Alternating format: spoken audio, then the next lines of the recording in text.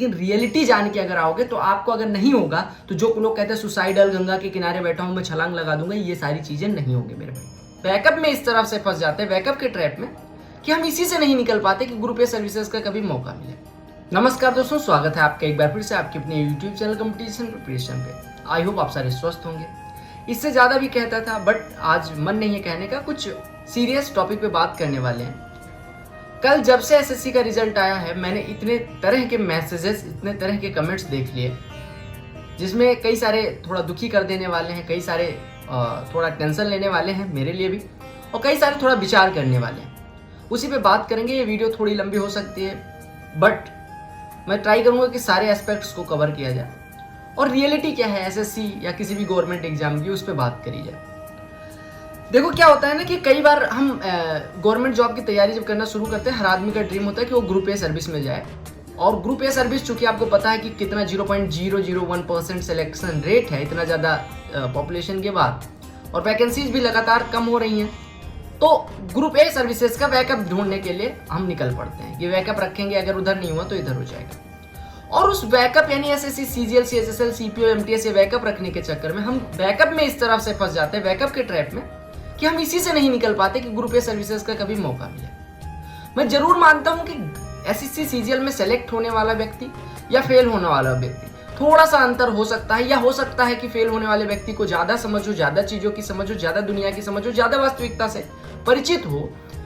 But वही है कि थोड़ा सा लक और उसने ज्यादा हार्डवर्क कर ली तो एक आदमी सक्सेसफुल है और एक आदमी फेल हो गया। ठीक है, जैसे मेरे टाइम पे मेरी रैंक 429 थी ऑल इंडिया रैंक, और मुझे एमएचए मिल गई थी।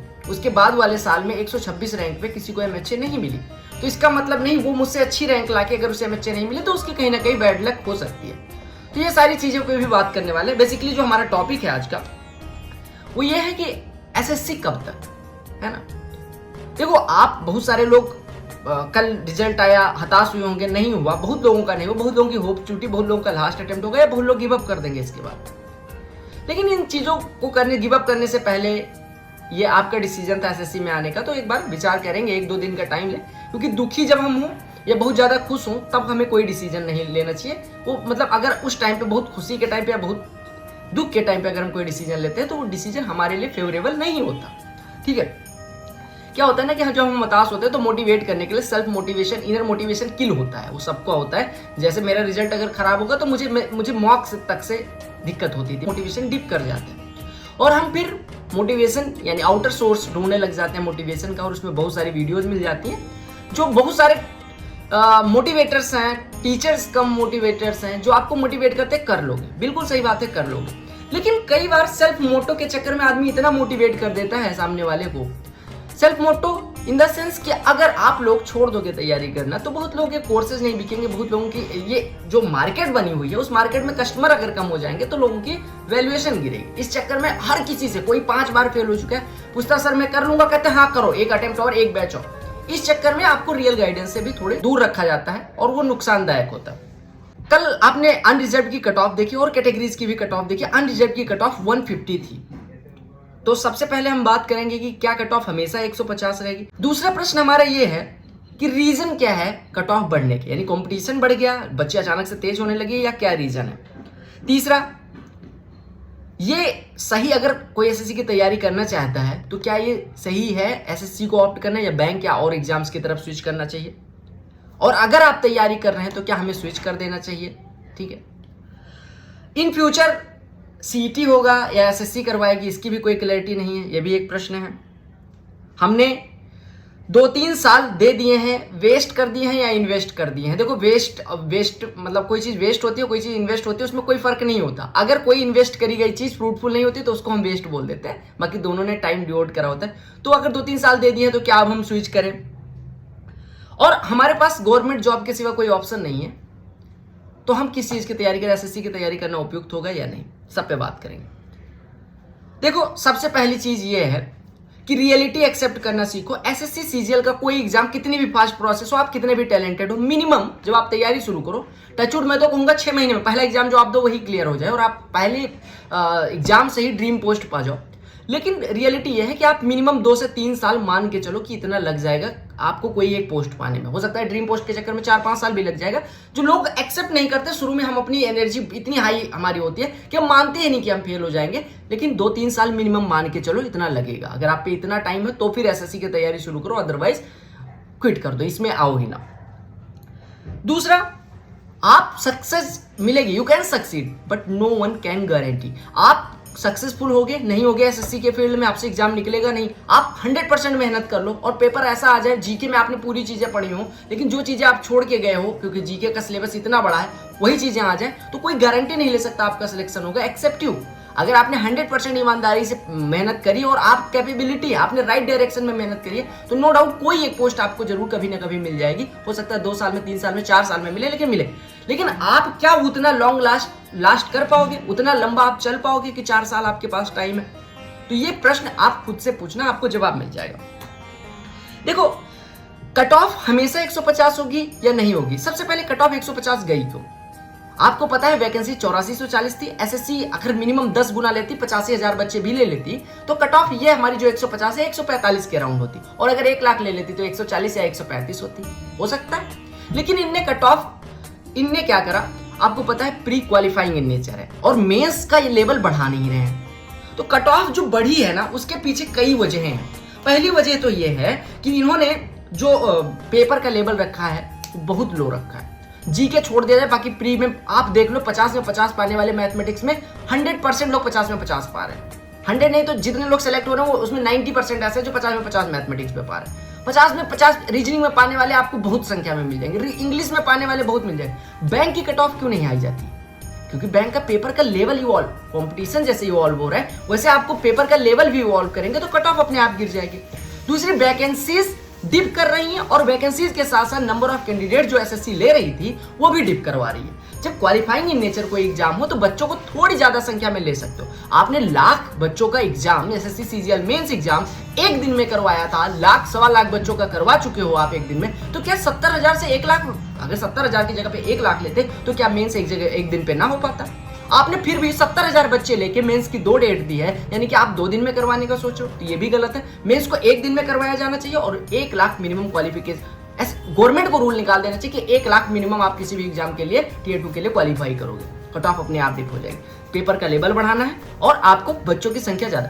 दूसरी जो ये वैकेंसीज हैं जो किल हो रही है, पिछले सालों की वैकेंसी लोग ज्वाइन करते हैं, मतलब एग्जाम निकाल देते हैं, ज्वाइन नहीं करते, वो वैकेंसीज अगली वैकेंसी आने तक, वो जो आपने पिछली पोस्ट को ही खराब कर दी और अगला जब तक वैकेंसी आई एसएससी की, मान लो सीजीएल 2022 में आपने कोई पोस्ट ली और खराब कर दी, उसको नहीं ज्वाइन करा और 21 की वैकेंसी रिलीज हुई, तो वो वैकेंसी तब तक ऐड नहीं हो पाती, तो वो वैकेंसी समझ लो किल हो गई। और अगर 5 साल तक गवर्नमेंट में कोई वैकेंसी, कोई पोस्ट खाली रह जाती है तो गवर्नमेंट को लगता है कि इसकी जरूरत ही नहीं इस पोस्ट की और वो पोस्ट धीरे धीरे खत्म हो जाती है। सीट वेस्टर्स को लगता है कि उन्होंने एक सीट खराब करी, बट भैया अगर ऐसे आपकी जगह आपके जैसे 5 लोग वही सीट 5 बार ले लें, खत्म हो गई वो पोस्ट, एक पोस्ट जिंदगी भर के लिए खत्म हो गई। ठीक है, ये गवर्नमेंट को लगता है 3 आदमी अगर पूरा काम कर सकते हो तो 10 आदमी रखने की क्या जरूरत है? तो paper level, number of candidate ज्यादा और सीट वेस्टर्स। एक चीज हो, प्री क्वालिफाइंग इन नेचर है, मेंस नॉर्मल पेपर होगा, मेंस से ज्यादा बच्चे छांट नहीं सकते, तो ये क्या काम कर रहे हैं, प्री में ही इतना सबसे ज्यादा जो एलिमिनेशन हो प्री में ही करते रहे।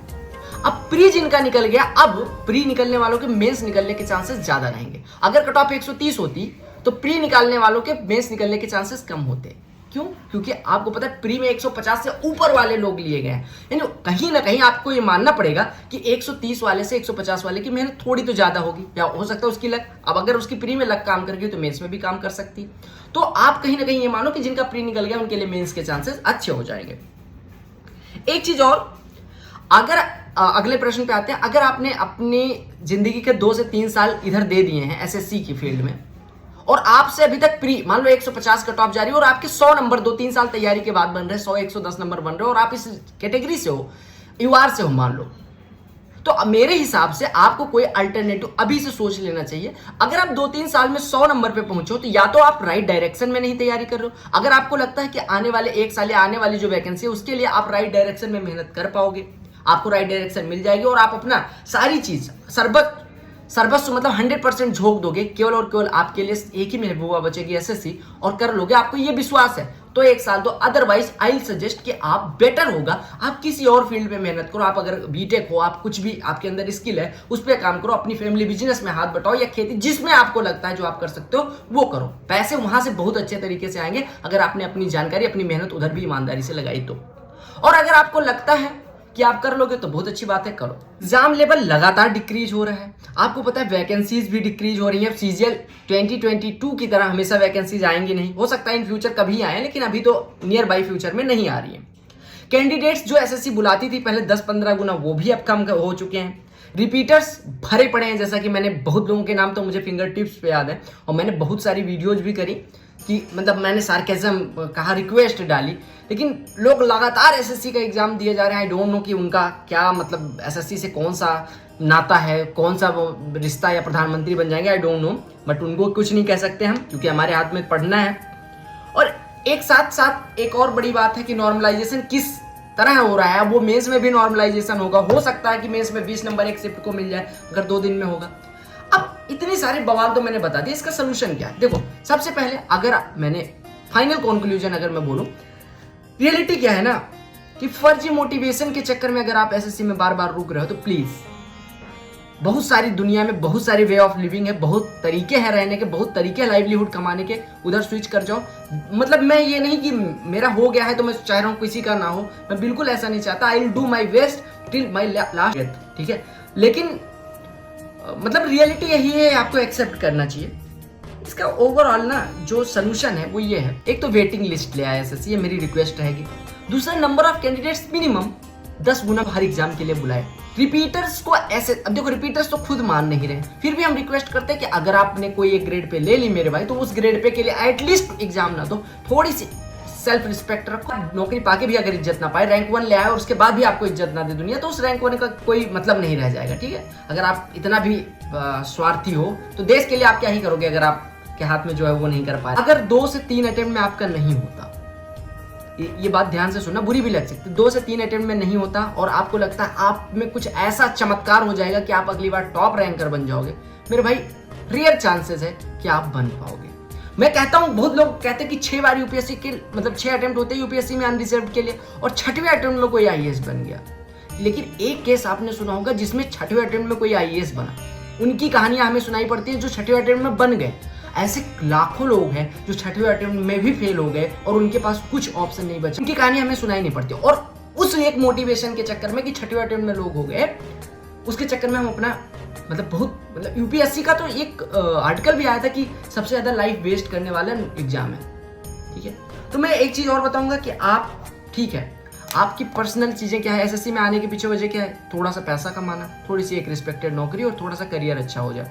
ये सारी चीजें आपको अलग फील्ड में भी मिल सकती है अगर आप थोड़ा इतनी मेहनत, जितना शिद्दत से एसएससी की नौकरी मिलेगी उतनी शिद्दत अगर आप किसी और फील्ड में लगाएं कर सकते हैं, प्रोवाइडेड इन सब के सारी चीजें जानते हो। अगर आपको लगता है कि एसएससी आप कर सकते हैं तो डेफिनेटली आई कैन गारंटी कि आप कर सकते हैं। बस आपको ये विश्वास हो कि आप कर सकते हैं और आपके पास 2-3-4 साल का समय है, ठीक है।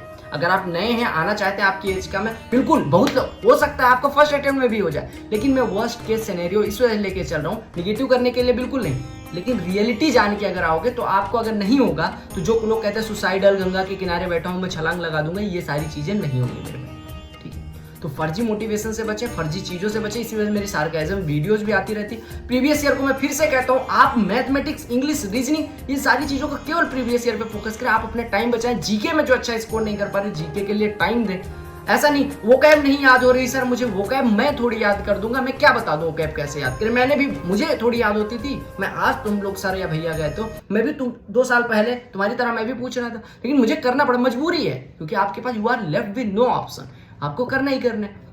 तो अगर इतनी सारी चीजें जानते हुए आपके अंदर हिम्मत है, आपके अंदर पेशेंस है, आपके अंदर परसेवेरेंस है, प्रैक्टिस उतनी मेहनत करने की मादा है, तो रुको, एसएससी मोस्ट वेलकम रहेगा। आपकी नौकरी भी बहुत अच्छे से चलेगी, मिलेगी भी, बहुत अच्छे से चलेगी भी।